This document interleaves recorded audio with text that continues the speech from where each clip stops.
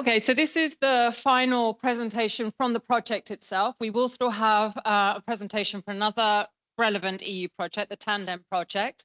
But this is the part to do with the public acceptance aspects under NPHyCo. So in case you don't know, I'm Jessica Johnson. I'm from Nuclear Europe. There we go. Okay, so what were we trying to do with this work? Basically, we were trying to see what impact the coupling of a nuclear power plant with a hydrogen cogeneration facility could have in terms of public acceptance. Could it be beneficial? Could it have a negative impact? What needs to be considered? And so what we tried to do was, first of all, start looking at what existing research was out there. So what information was already available from a public acceptance perspective. Try and get some idea of what the public thought of nuclear, hydrogen, and the coupling of the two. Try and see what would be the best ways of getting information from the public. So how do we try and get more information about the public and how they feel about these technologies? And then based on having all this information available, what messages did we think could resonate in terms of the communication and public engagement activities? Here you have, so as part of the assessment or the research, we looked at the different models around public acceptance. And generally speaking, you can class public acceptance and the way you handle public acceptance in this way. First of all, you need to understand the level of knowledge, so how aware the citizens are about certain technologies. Trust, how much trust do people have, for example, in the authorities, in the industries. The values, so egoistic, altruistic, environmental. So what matters most to them? Is it answering that question, what's in it for me? Or do they care more about the environment over something else? And what are the effects? So how can the beliefs have an effect on how the public views certain things, etc.? Then you look to see and try and identify what the perceived risks could be. So what do the public potentially consider as a risk relating to the technology that you're looking to bring closer to them?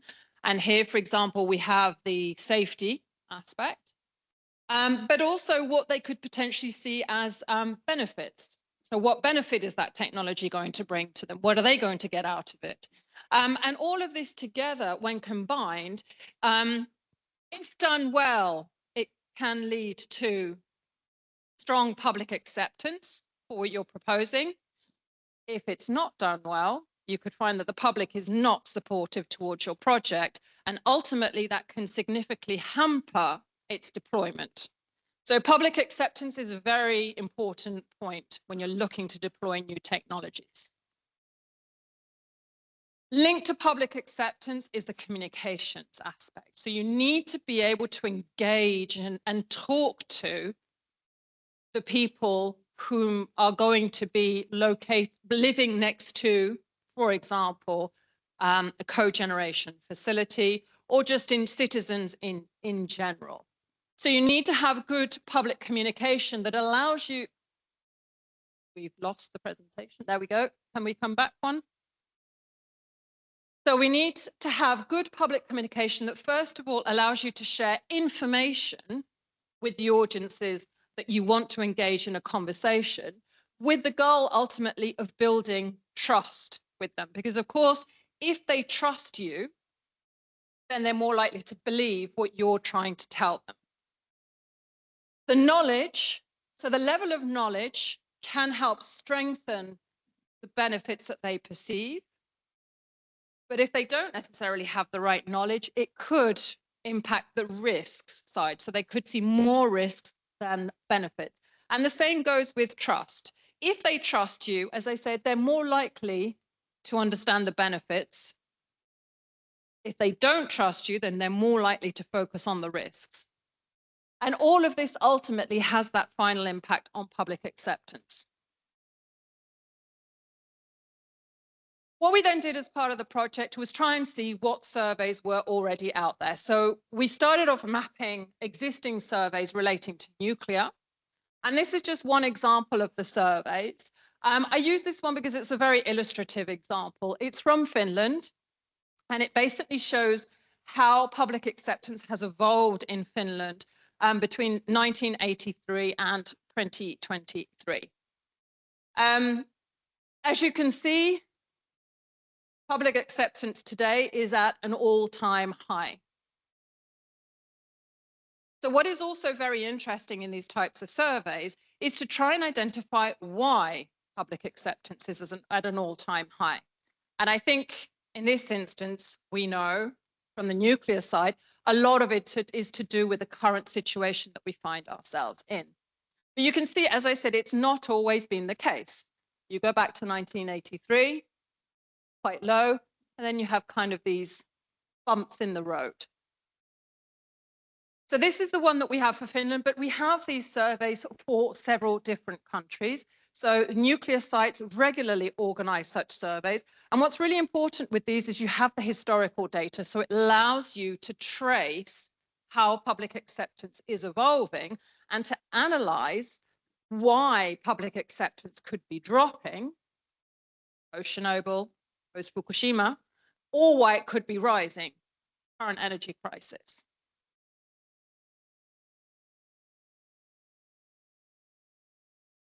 The same for hydrogen. So we have this one, which is an existing survey for low carbon hydrogen. And here it's basically about, based on what you've read, how in favor are you of low carbon hydrogen being rolled across your country on a scale of 0 to 10.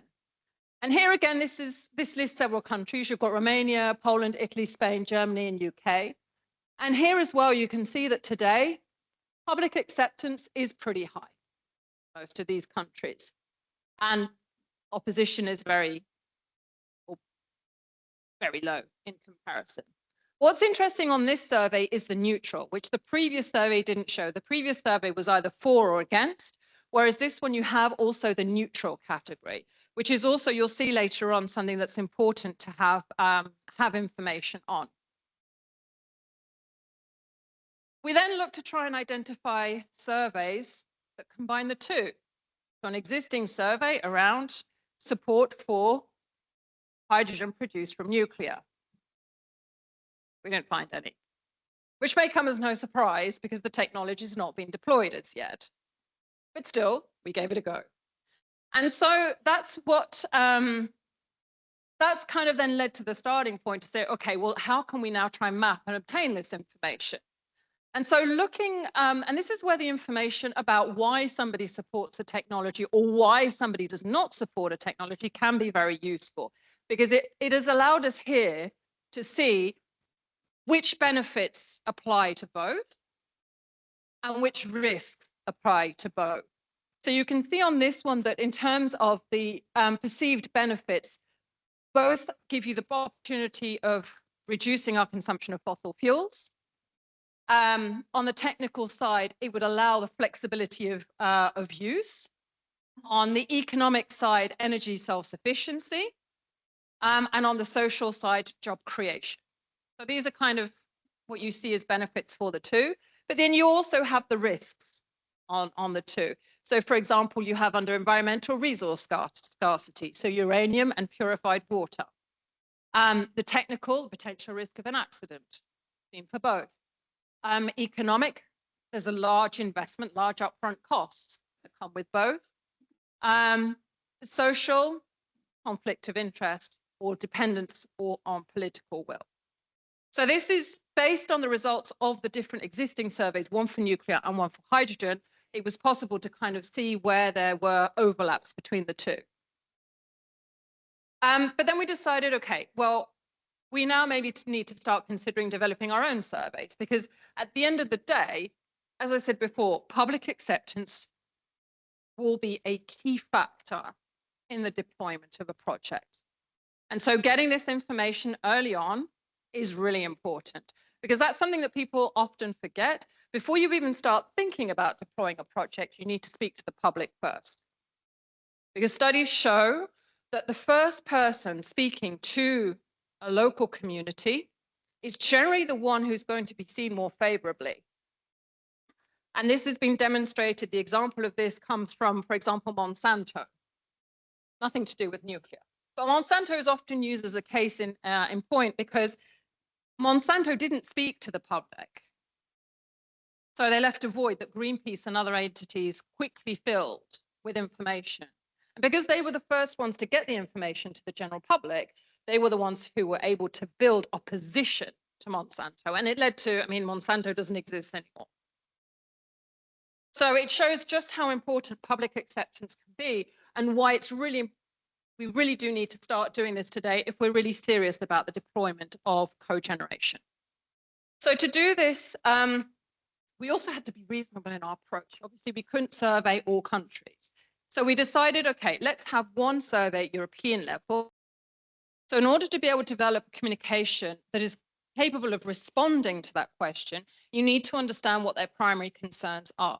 And their primary concerns today may not be the same primary concerns in 5 years' time. So this is a question that does need to be repeated in each and every survey because things change, situations change. Interestingly enough, here on this one, as you can see, so the top responses were cost of living, housing, and energy, affordability and availability. Now, probably on housing, there's very little we can do as an industry. I mean, the cogeneration probably is not going to have an impact on housing availability and affordability. Nevertheless, cost of living and energy availability and affordability, now those are two areas where the cogeneration can bring benefits.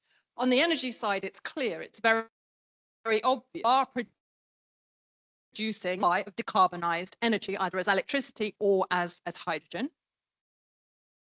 So that's important. But then also on cost of living, energy can have an impact on the price of products. So if you're providing a constant source of affordable energy, you can reduce the production cost of products and reduce the cost of those products, helping to stabilize cost of living. But a second aspect here, it's linked to the jobs aspect. You're providing employment, you're providing decent salaries. And so that gives people slightly higher economic power. And so the cost of living can potentially have less of an impact on them because they have more money available to spend. Sometimes you have to think outside of the box when you get these kind of responses. Level of knowledge is really important to try and understand the level of knowledge that people have about a technology. As you can see here, on both nuclear, well, on nuclear, as you can see, the level of knowledge was there for most respondents. On hydrogen, there was less knowledge as they responded. But what we also wanted to do is to try and see, based on those that answered a little or a lot, we also wanted to see exactly what did they know about hydrogen, because this is coming back to this point about it being a self-assessment. So we wanted to cross-check that really they did have some knowledge about hydrogen. It wasn't just like, do you know something about hydrogen? Yes, I do, kind of answer. And so we asked a follow-up question to see what, to list sort of the different ways you could use hydrogen and the different ways of producing hydrogen. Once you'd established the baseline on level of knowledge, we then moved on to the level of support. And here, as you can see, again, for nuclear, neutral upwards with very little opposition, so neutral upwards high, very little opposition, and the same for hydrogen. And in actual fact, in hydrogen, you have a quite a big, so in the nuclear, you have a very strongly support category, which would also suggest that a lot of people who responded were from the nuclear industry. But in hydrogen, it was quite evenly split out between strongly support, and neutral. And the neutral is actually the interesting one in this one. It's also important to understand why do people support a technology or not. For nuclear, clean, affordable, and reliable. So they know this. Neutral, expensive, and they didn't believe it was flexible in terms of production, and oppose safety, waste, perceived environmental risks. I don't think there's a big surprise in these answers. But on the hydrogen side, again, seen as clean, flexible, and a solution for hard to abate sectors. On the neutral, some mentioned cost, but a lot of them mentioned don't know. And on oppose, it was actually more to do with the fact that they just didn't believe the hype. You know, they didn't think that hydrogen was going to bring the solutions that everybody's promising. And this is where, and this is kind of where it gets interesting, because as you see on the previous one, you see under for the hydrogen side, the neutrals responded don't know. And when you come to the question about whether coupling could bring benefits to their country, you also, here you had yes, I mean, you had a lot of yeses, but you had quite a few don't knows as well. And the don't know simply was because they lacked information.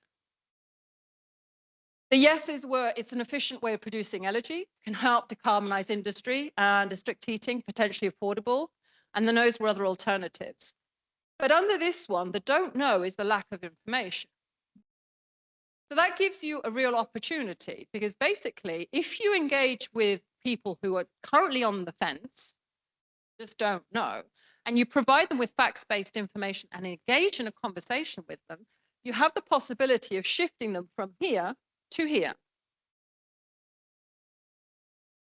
We then wanted to look at the NIMBY effect, so the not in my backyard, to see whether there was a difference between those who said, yes, happy to have cogeneration facilities in my country, but no, I don't want to be living next door to one. It's also important to kind of see whether there's a distinction there. And there was, I mean, there was a shift. You can see here under the no's, it was 6.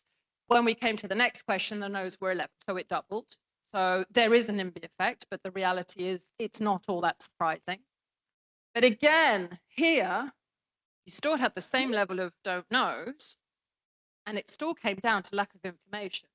So again, it shows there's a real opportunity in having a conversation with those who are on the fence. Because those who are, I mean, those who are in the no category, very often it's quite difficult to shift their opinion. If they're firmly in the no, I hate nuclear, then you could spend a lot of time trying to convince them to love nuclear, but the likelihood of you succeeding is very, very small. Those who fully support you, you keep talking to them, but you don't put a lot of effort into that because they already support you. The don't knows is where you need to be putting as much effort as possible to engage them in a conversation. We come now to Ukraine. Here, actually, it was the 30 to 40 category that saw the greater number of responses. So here there was a bit of a generational shift. Here again, mainly men who answered. And then in terms of sector, most of them came from the energy sector. It's Ukraine. So this clearly shows, this slide, that where people live and the situation that they find them in can lead to a difference in concerns that they may have. And I don't think it surprises anybody to see that war is their primary concern. But it also shows the importance of conducting these surveys and understanding what the concerns are, because it will not be the same in one place to another. Level of knowledge. Here on nuclear, as you can see, the level of knowledge is high. And relatively the same on the hydrogen side as well, although there is a significant more than Ed said, not so much, but they do have a little bit of knowledge. In terms of level of support, like the European one, high level of support for both technologies, although in the case of hydrogen, you had that neutral, so that group that you have a real opportunity to engage with. Again, here they listed why they supported. So because there were no neutrals or against on the nuclear side, you have here, I mean, reliability, stability, environmental friendliness, lack of alternatives. Then here again, neutral, lack of knowledge. Same issue as we've seen on the other side. Could it bring benefits to the country? Again, high level of yes. But then when you come to NIMBY, you see again that shift of the yeses going into the don't knows. And again, the answer is the same, lack of information. And here under the nose, and this is where I was saying why this national or the local circumstances can have an impact.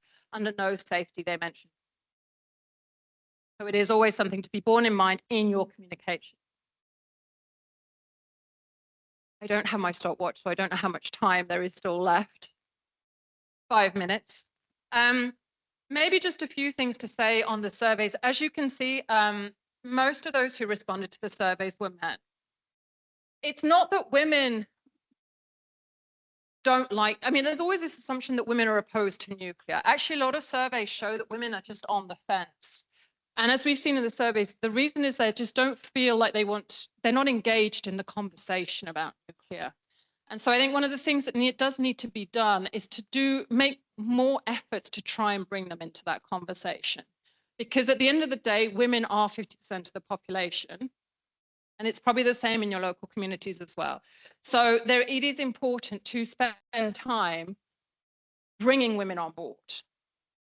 The second thing on this is sharing information. As I said, the don't knows are the category that you are most likely going to be able to influence. It's more difficult to shift the opinions of the yeses and the nos.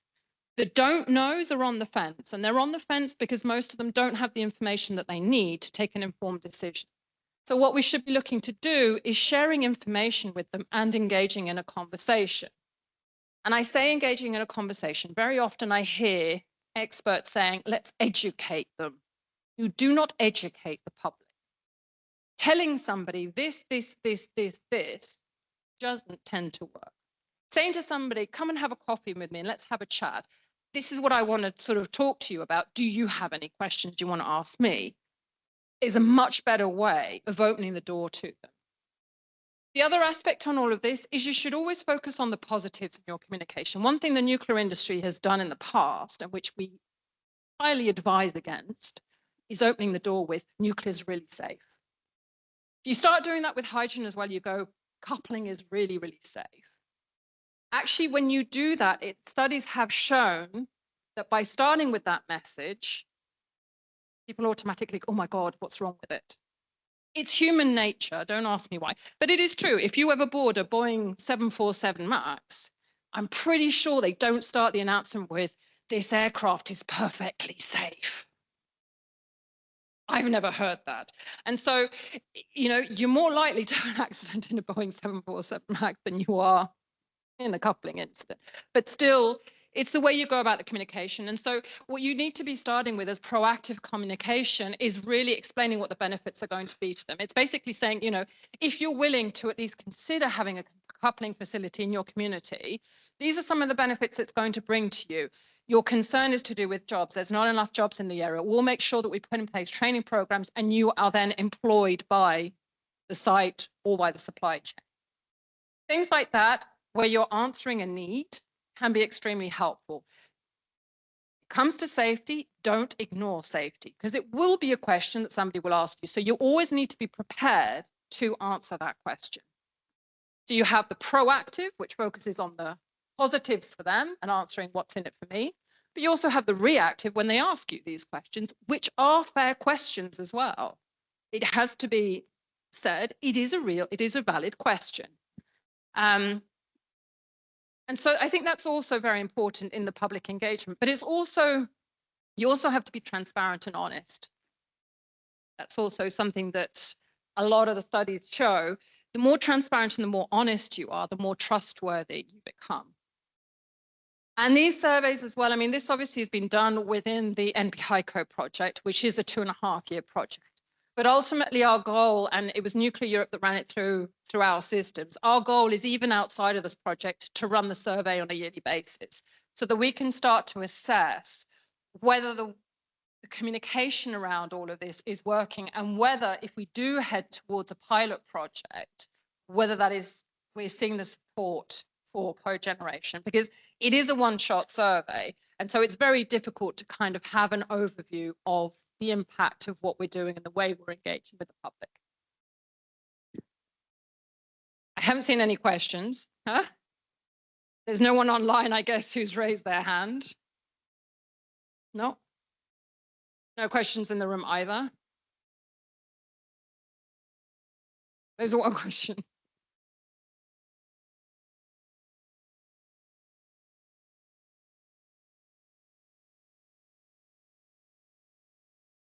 Interesting to see that people, I mean, the approach, of course, nuclear, hydrogen, and both. But I was wondering why you picked Ukraine as a specific country to show to us. I mean, I understand. Have you done that in other countries? Is it same thing in terms of results? Like, is it something confirming what you learned from Ukraine? I'm curious about the case of France, for example, or case of Sweden, and I'm very interested about those two countries because they are the countries maybe in practical that could have cogeneration projects with the rules of today. So yeah, what's your comments about it? Ukraine has been extremely active on this project. It has to be said, our colleagues have done an awful lot, and they immediately volunteered to conduct the survey in Ukraine. And I think that's why we went forward with that. And I think the original idea was, I mean, the focus was looking potentially at the Ukrainian part for a pilot project as well. So that's why it was relevant on that side.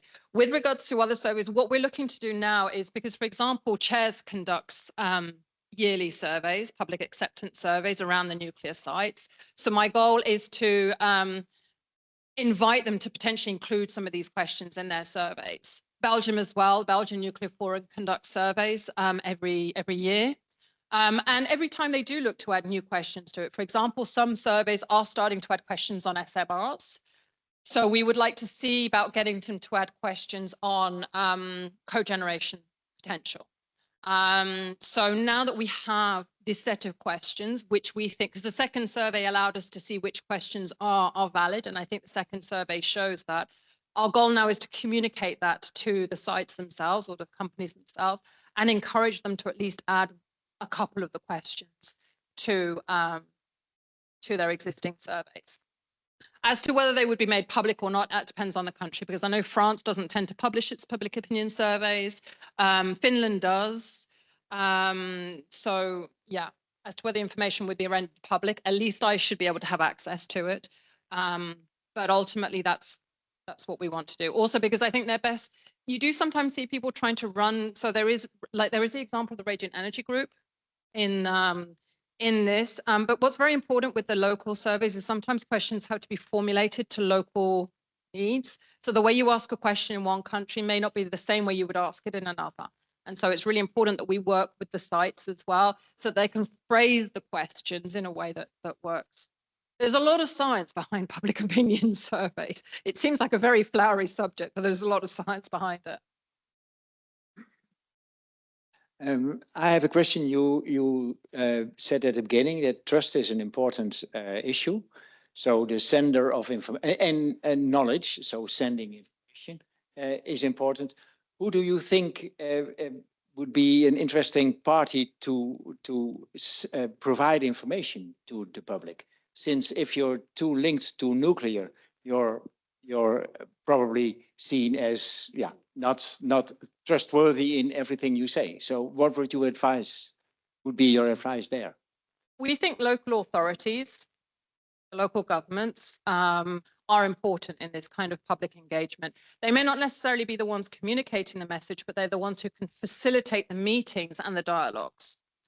And I think a second one, particularly if you're looking at the downstream user, so you're looking at the ammonia industry, they could potentially also be part of that conversation and pass on some of the messages, because they've built up their trust. So they have the people that trust them because they've allowed them to have that facility. So having them transmit CMO messages can help, because they are able to explain, look, if you have this cogeneration facility located nearby, these will be the benefits to us and ultimately the benefits to you. So that's another stakeholder that's worth considering, is the downstream user. If you can get NGOs on board as well, that helps. And if there are women organizations and you can get them on board, that can help you reach female audiences also.